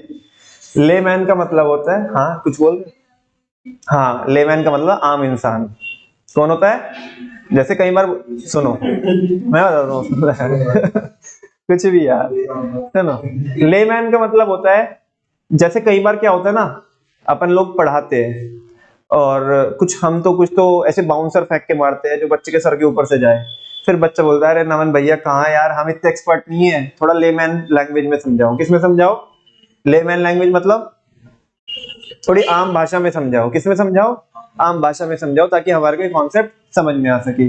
बहुत सारे टीचर की यही प्रॉब्लम है, उनको नॉलेज बहुत है उनको, लेकिन उनको बच्चों का लेवल ही समझ में आता है। वो सोचते कि मैं इतना भारी पढ़ा रहा हूँ और बाउंसर फेंक के मारूंगा सर के ऊपर से, और बच्चे को लगेगा भाई ये क्या पढ़ाता है, अबे कुछ भी समझ में नहीं आ रहा है इनसे, ठीक है ना। उतना इतना टेक्निकल जाने की वो कह रहा ना भैया आज तो अपना एग्जाम्पल दे रहे हो वो बच्चे को कुछ समझ में नहीं आ रहा क्या बोल रहा क्या नहीं है ना। थोड़ा बच्चे के माइंड सेट से क्या कर भाई, रिलेट कर, क्या कर, रिलेट कर लेमैन लैंग्वेज में, ठीक है ना। तो कह रहे कि कोई भी लेमैन इसको क्या नहीं कर सकता, यूज नहीं कर सकता, कोई भी राह चलता, कोई भी आम इंसान। These techniques can only be used by expert। इन्हें तो कौन ही यूज करते हैं, एक्सपर्ट। बेटा तुम्हारी तारीफ हो रही है, as they are complicated in nature, क्योंकि ये क्या होते हैं, कॉम्प्लिकेटेड नेचर की होती है। नेक्स्ट है statistics can be misused। कह रहे स्टैट्स को क्या भी किया जा सकता है, मिसयूज भी किया जा सकता है। ध्यान से सुनो, अगर हम कोरिलेशन निकालते हैं स्पीयरमैन से तो शायद कुछ अलग रिजल्ट आए, और कोरिलेशन निकाले अगर हम किससे, कार्ल पियर्सन से, तो उसका अलग आंसर आए। मैं तो वही मेथड लगाऊंगा ना जो मेरा ऑब्जेक्टिव होगा। मान लिया जो एक्चुअल में होना चाहिए वो लगना चाहिए कार्ल पियर्सन, लेकिन जो मुझे मेरा मकसद अचीव करना है वो मकसद अचीव हो रहा है किससे, मैंने निकाला दोनों से, लेकिन मैंने ये देखा कि मुझे फायदा किसमें है। मान लिया एक पॉलिटिशियन ही है, पॉलिटिशियन को क्या करना है, भाषणबाजी करनी है, तो उसने दोनों से निकाला कोरिलेशन, उसे कोई नंबर कोट करना है। अब वो जो एक्चुअल में जो नंबर है जो कार्ल पियर्सन से आना चाहिए, उससे गलत इंपैक्ट जाएगा, उसकी इमेज क्या होगी, खराब होगी। तो अगर स्पेयरमैन से उसके फेवर में जा रही है चीजें, तो वो तो किसको बताएगा। तो बताओ गलत मिसयूज कर लिया कि नहीं कर लिया, जान लो। हमें लैस्पियर का फॉर्मूला यूज करना था, किसका फॉर्मूला यूज करना था, लैस्पियर का। लेकिन लैस्पियर का फॉर्मूला हमारे फेवर में नहीं था, पाशे का फॉर्मूला हमारे फेवर में जा रहा था। तो हम लेस्पियर के आंसर को क्यों कोट करेंगे अपनी स्पीच में, अपने एनालिसिस में, हम तो किसको कोट करेंगे, पाशे को कोट करेंगे। बात समझ क्या, हाँ वो कह रहा भैया वो भी तो एक्सपर्ट ही करेगा, हाँ वो भी एक लिमिटेशन है अपने आप में, लेकिन कह रहे कि मिस यूज भी किया जा सकता है। क्या किया जा सकता है बच्चों, ध्यान से देखो, कह रहे stats can be misused by ignorant और रॉन्गली मोटिवेटेड पर्सन। जो इंसान बिल्कुल नादान है, जो अनजान है, हाँ बोलो, जो इंसान नादान है, अनजान है, इग्नोरेंट है, जिसे पता नहीं बेचारे को, भोला है, ठीक है ना, तो कह रहे हैं कि वो क्या कर सकता है, मिस यूज कर सकता है। उसे क्या पता चल रहा है कि कौन सा यूज करने का, किसका मतलब क्या होता है। और रॉन्गली मोटिवेटेड पर्सन, या किसी को हमने गलत तरीके से क्या कर दिया, मोटिवेट कर दिया। भाई एक बात तो बताओ ना, जो एक्सपर्ट है उसे तो पता है सारी चीजें क्या है, किसी भी इग्नोरेंट पर्सन को उसके लिए क्या करना, गलत तरीके से मोटिवेट करना क्या हो जाएगा, आसान हो जाएगा कि नहीं हो जाएगा। तो अपने फेवर की बात कर सकता है अलग अलग टेक्निक्स को यूज करके, बिल्कुल। Any person can misuse stats and draw any type of conclusion he likes. कह रहे कि कोई भी जो इंसान है ना, जो जानकार है स्टैट्स का, वो स्टैट्स का मिसयूज कर सकता है, और जो कंक्लूजन वो ड्रॉ करना चाहता है वो कर सकता है। सारे बच्चों को पता है जीडीपी बढ़ती है प्रोडक्शन की वजह से भी और इन्फ्लेशन की वजह से भी, ठीक है ना। एक्चुअल में जीडीपी बढ़ रही थी किसकी वजह से, इन्फ्लेशन की वजह से। और पॉलिटिशियन जाके वहां पे भाषण दे रहा, भाइयों बहनों मेरे प्यारे देशवासियों, जब से हमारी सरकार भारत में आई है, हम लोगों ने जीडीपी बढ़ाने का काम किया है, किया कि नहीं किया, तुम बोलो किया। अबे कट रहा है भाई तुम्हारा और तुम खुश हो रहे हो। जीडीपी बढ़ तो रही है, प्रोडक्शन की वजह से नहीं, इन्फ्लेशन की वजह से। किसकी वजह से, देखो तुम्हें तो गलत तरीके से मोटिवेट कर दिया कि नहीं कर दिया। जीडीपी का इन्फ्लेशन की वजह से बढ़ना तुम्हारे लिए नुकसानदायक था, और अगले ने और वहां पे तुम खुश होके आ रहे हो। कट गया नहीं कट गया, देखो एक तो कट भी गया और उल्टा खुश भी हो रहे हो, मतलब अपनी ही बर्बादी पे खुश, अपनी ही बर्बादी पे खुश। ये सब कमाल किसका है, एक्सपर्ट का कमाल है कि स्टैट्स को क्या कर लिया, मिस यूज कर लिया। तो जो वो चाहता है वो कंक्लूजन ड्रॉ कर सकता है। नेक्स्ट है बच्चों, statistical data should be uniform and homogeneous. वो कह रहे हैं कि स्टैट्स का आप बेहतर यूज जब भी कर सकते हो जब डेटा क्या हो, यूनिफॉर्म हो, एक जैसा हो, होमोजीनियस हो। अब अगर अपनी हाइट को हाँ जी, अगर अपनी हाइट को लिप्टिस के पेड़ से क्या करोगे, कंपेयर करोगे, तो जिंदगी में ना खुश रहोगे आप। हाँ जी, बोलो ना यार, पेड़ भाई तेरा सही है, ठीक है ना, मतलब भगवान ने अच्छी हाइट दी है तेरे को, मैं तो इधर 6 फुट भी नहीं हूं पूरा। जिंदगी में क्या रहेगा, गिल्ट रहेगा, क्या रहेगा, अबे भाई तुम्हें समझता कि नहीं समझता, तुम कंपैरिजन ही क्या कर रहे हो, गलत कर रहे हो, ठीक है ना। अब जैगुआर को देख करके बोला भाई तेरा सही है, तू बहुत बहुत अच्छा भागता है, मेरे को तो सांस चढ़ जाता है, तुम कंपैरिजन ही क्या कर रहे हो, गलत कर। बेटा डेटा क्या होना चाहिए, होमोजीनियस होना चाहिए। कैसा होना चाहिए, हेट्रोजीनियस डेटा में स्टैट्स फैल जाती हैं, कह रहे कुछ नहीं होने वाला है अब, तो ये लिमिटेशन है इसकी। कह रहे हैं कि it is essential that data must be uniform and homogeneous. Statistical operations लगाने, कंपैरिजन करना है तो डेटा कैसा होना चाहिए, यूनिफॉर्म होना चाहिए, होमोजीनियस होना चाहिए। Heterogeneous data are not comparable, अलग अलग कैटेगरी का डेटा होगा तो कंपेरेबल नहीं होगा। For example it would be of no use to compare the height of trees with the height of man because these data are heterogeneous in nature. Next है, stats do not study qualitative phenomena. वो बहुत ईमानदार है, वो बहुत गोरा है, ठीक है ना, और वो बहुत अच्छा है, इनकी स्टैट्स में कोई जगह नहीं है, जब तक इनको हम किस में क्वांटिफाई ना कर पाए, नंबर्स में क्वांटिफाई ना कर पाए। इन चीजों की स्टैट्स में कोई जगह नहीं है, इनको स्टैट्स कवर नहीं करती। स्टैट्स की क्या है लिमिटेशन, देखते हैं। Qualitative characteristics such as honesty, poverty, welfare, beauty, health etcetera are not suitable for statistical analysis, जब तक हमने इनको नंबर्स में एक्सप्रेस ना किया। हम बोले कि भारत गरीब है, स्टैट्स में इसकी कोई जगह नहीं है। भारत में 22% लोग गरीब है, इसकी जगह है स्टैट्स में। बात समझ में आ रही है? आगे, stats do not deal with individuals, ये तो बहुत पुरानी बात है। मतलब तुम देखो कि स्टैट्स भी सिंगल लोगों से डील नहीं करती, सिंगल्स की कहीं जगह नहीं है स्टैट्स में। मतलब अगर दीन ऐसे दुनिया से पूरी दुखी होकर भी कहीं पे आओगे ना, स्टैट्स की भी शरण में आओगे कि जी हमें किसी ने स्वीकार नहीं किया है, हमें स्वीकार कर लो आप, तो स्टैट्स तुम्हें मना कर दे, भाई तो अखंड सिंगल है, तो निकल इधर, तेरे इधर कोई काम नहीं है। तो वही बोल रहे हैं, स्टैट्स इंडिविजुअल से डील नहीं करती। बेटा अगर इतने इंटरेस्ट के साथ अगर इस थियरी को पढ़ रहे हो ना, तो सही बता रहा हूं मैं, कभी पढ़ के देखना इस थियरी को, या किसी से पूछ के देखना कि ये क्या थियरी है, ये बहुत बकवास थियरी है, ठीक है ना, बहुत ज्यादा बकवास थियरी है जिसको मैं पढ़ा रहा हूँ। और कोशिश कर रहा हूँ कि आपको इंटरेस्टिंग मैनर में थोड़ा सर्व कर पाऊँ, और आप चीजों को जो इंटेंडेड मीनिंग है मेरा, मतलब जो मैं आपको सर्व करना चाहता हूँ, वो आपके पास तक मेरी बात पहुंच जाए, इधर उधर मत निकल जाओ आप, मेरी कोई दूसरी इंटेंशन नहीं है, ठीक है। तो statistics deals only with aggregate, वो किससे डील करती है, एग्रीगेट ऑफ फैक्ट से डील करती है। No importance attach to individual item, कोई भी इज्जत किसको नहीं फरमाई गई है, इंडिविजुअल आइटम को। The marks of one student of a class doesn't constitute stats, don't constitute stats, वो कह रहे हैं कि जो एक बच्चे के नंबर है वो उसकी जगह कोई नहीं है स्टैट्स में, but the average marks have statistical relevance. लेकिन अगर आप एवरेज मार्क्स की बात करते हो, पूरे क्लास के जितने भी बच्चे हैं या कुछ बच्चों की बात करते हो, उनके एवरेज की बात करते हो, तो उसमें स्टैट्स की क्या है, इज्जत है, रेलेवेंसी है।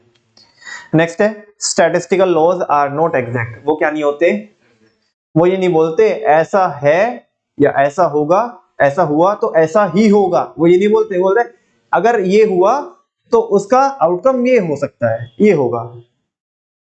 नहीं बात समझ में आई? उर्वशी प्रेजेंट नहीं है तो ऋषभ पंत चलेगा, हम ये नहीं कह रहे कि उर्वशी प्रेजेंट नहीं है तो ऋषभ पंत चलेगा ही चलेगा, हम ऐसा नहीं बोल रहे, चलेगा, लेकिन ये नहीं बोल रहे चलेगा ही चलेगा, एग्जैक्ट कुछ नहीं है। ऐसा भी हो सकता है कि उर्वशी प्रेजेंट नहीं है और फिर भी ना चले, मल्टीपल फैक्टर डिपेंड करते हैं, क्या पता बेचारा गम में हो है ना, कुछ भी हो सकता है। तो वैसा statistical laws are not exact, as statistical laws are probabilistic in nature, वो किस नेचर में होते हैं, प्रोबेबिलिस्टिक नेचर के होते हैं, प्रोबेबिलिटी होती है हर एक चीज की, ठीक है ना।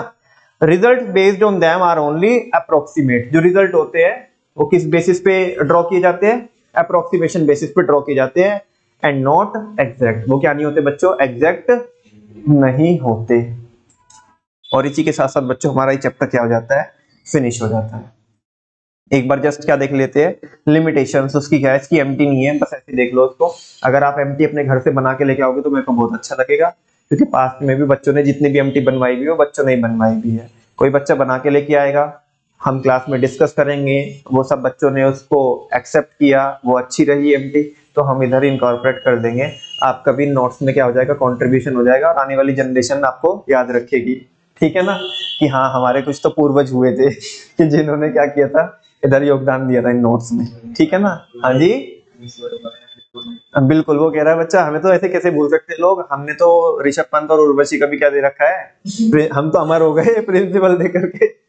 चलो देखो, स्टैटिस्टिकल रिजल्ट किस बेसिस पे ही ट्रू होते हैं, एवरेज बेसिस पे ट्रू होते हैं। केवल एक्सपर्ट लोग ही ने क्या कर सकते हैं, स्टैट्स को यूज कर सकते हैं, स्टैट्स को मिसयूज भी किया जा सकता है। जो स्टैटिस्टिकल डेटा होता है वो कैसा होना चाहिए, यूनिफॉर्म होना चाहिए, होमोजेनियस, तभी इसकी रेलेवेंसी, अदरवाइज वो कोई यूज का नहीं है। जो स्टैट्स है वो किसको स्टडी नहीं करती, क्वालिटेटिव एस्पेक्ट को स्टडी नहीं करती। स्टैट्स सिंगल लोगों से डील नहीं करती, इंडिविजुअल से डील नहीं करती, और स्टैट्स एग्जैक्ट जो स्टैटिस्टिकल लॉज होते हैं वो उतने एग्जैक्ट नहीं होते। इसी के साथ साथ बच्चों chapter finish, thank you very much. मिलते हैं कल एक नए चैप्टर के साथ। ठीक है, 2 चैप्टर का हमारा रिवीजन भी रहता है, पहले का इसका वो भी करेंगे, ठीक है ना।